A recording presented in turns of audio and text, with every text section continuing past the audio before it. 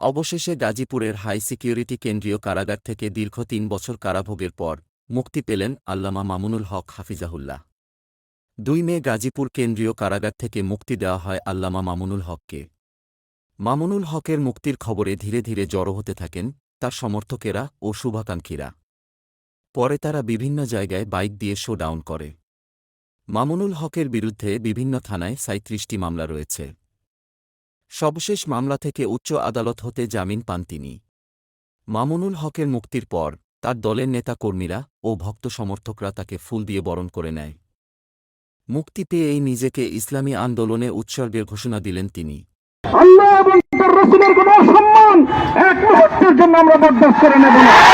উল্লেখ্য ২০২১ সালের ৩ এপ্রিল নারায়ণগঞ্জ এর একটি হোটেলে নারীসহ মামুনুল হককে ঘেরাও করে রাখে কিছু লোকেরা।